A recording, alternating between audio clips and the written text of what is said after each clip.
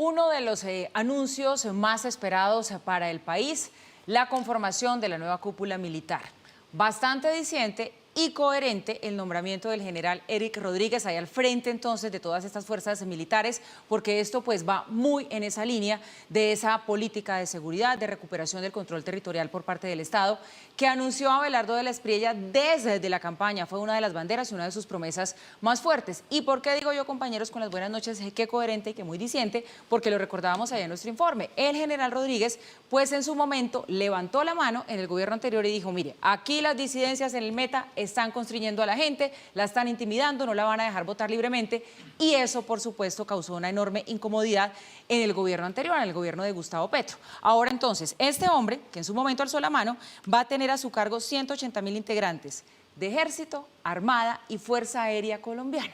Dicho sea de paso, gran noticia que la Fuerza Aérea se vuelva a llamar Fuerza Aérea.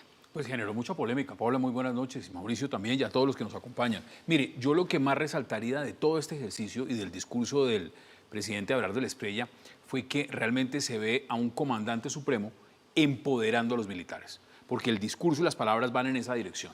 No es simplemente decirles, bueno, vamos a hacer operativos, vamos a hacer cosas. No, es empoderar a la fuerza pública y decir, yo mismo asumo la responsabilidad política de lo que pase. Porque al final son ellos, los militares, los policías, los hombres de la Armada, de la Fuerza Aérea, los que van a operativos. Y son ellos muchas veces los que se sienten que están absolutamente desamparados si hay un combate, si pasa algo. Y esto pasó, por supuesto, por un capítulo horrible y que hay que mirar con perspectiva, que fueron los falsos positivos, pero también lo que vimos con el gobierno del expresidente Gustavo Petro fue una sumisión de la fuerza pública frente a los grupos delincuenciales. Y lo que se quiere ahora es lo contrario, es un pie de fuerza empoderado, una fuerza pública que vaya a la ofensiva, y el presidente ha sido muy claro en ese mensaje y creo que es muy valioso que tenga una cúpula nueva que lo respalde y que sea aguerrida en ese sentido. Sabe que tiene usted razón, los nombramientos per se pues son importantes, quién en cada cargo, el perfil de cada uno en cada cargo, pero también ese mensaje que acompañó los nombramientos. No habrá territorios vedados para las fuerzas militares en este país,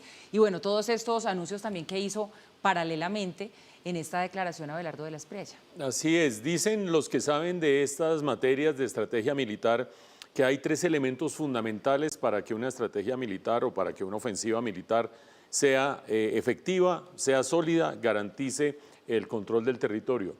Primero, liderazgo. Segundo, estrategia, justamente. Y tercero, presupuesto. Y evidentemente, el liderazgo, la estrategia y el presupuesto se habían medio embolatado o embolatado del todo en el gobierno anterior. El liderazgo, pues recuerden ustedes la actitud que tenía el expresidente Gustavo Petro frente a las fuerzas militares. Recuerdo en concreto una imagen que es tremenda de él sentado en una silla, recostado en medio de un desfile militar, mientras los militares o lo saludaban o le rendían algún homenaje o algo, pero él recostado casi que aburrido y durmiéndose en medio de ese desfile. Pues vean la diferencia con el comandante supremo, como dice Hassan, el liderazgo que ejerce Abelardo de la Espriella, el presidente de la Espriella, pero seguido de empoderar a Eric Rodríguez, el general, que no solamente tiene la importancia de haber sido quien denunció en ese momento que había esas presiones de los grupos al margen de la ley en plenas elecciones, sino el papel simbólico de no va a ser el mismo tratamiento que se le dio bajo el gobierno anterior. Por supuesto que faltan los otros dos pilares de manera muy significativa.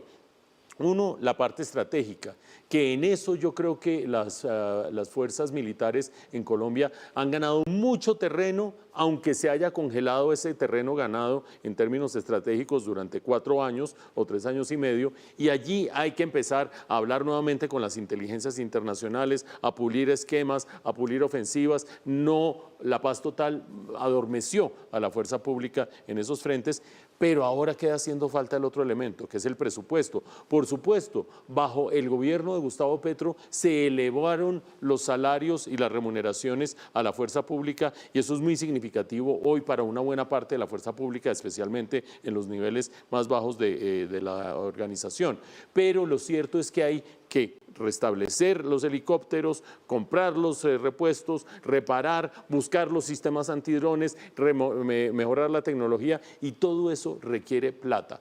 Paso por paso, por el momento, creo yo que uno de los motivos fundamentales por los cuales quienes votaron por Abelardo de la Espriella en este país, que es la recuperación de la seguridad, están empezando a ver los pasos correctos, a la par con la atención de todos los otros desastres que se han ido dando alrededor del terremoto y demás.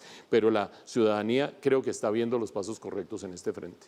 Reto, sin duda, Mauricio, usted lo señala bastante bien y hay que esperar ese paso a paso, pero creo que también sería importante resaltar aquí, a propósito de este nombramiento, cómo el presidente de la Espriella sigue en medio de esta crisis y tragedia tan tremenda que tiene el país, ocupándose de todos los frentes que son urgentes para el país. Fácilmente, la situación del terremoto podría estarlo absorbiendo y no pensar en nada más y no actuar en nada más. Y uno lo ve completando su gabinete en los nombramientos de las entidades que le faltaba, ocupándose del orden público, contándole al país en qué operación lograron tal cosa, y creo que eso es muy valioso. El país no se detiene. Es que el país no para, y el gobierno menos. Por eso es tan importante que estén todos alineados. Y yo simplemente complementaría algo, porque creo que el tema lo amerita, es para resaltar lo que decía Mauricio.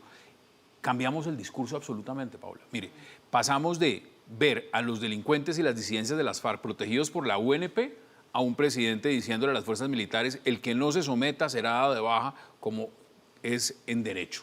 Eso es un cambio fundamental en la estrategia militar y en el enfoque que le va a dar el presidente a la fuerza pública. Sí, ahora se necesita la plática para que también tengan las herramientas para ir en congruencia con esa nueva estrategia de seguridad que quiere el presidente para el país.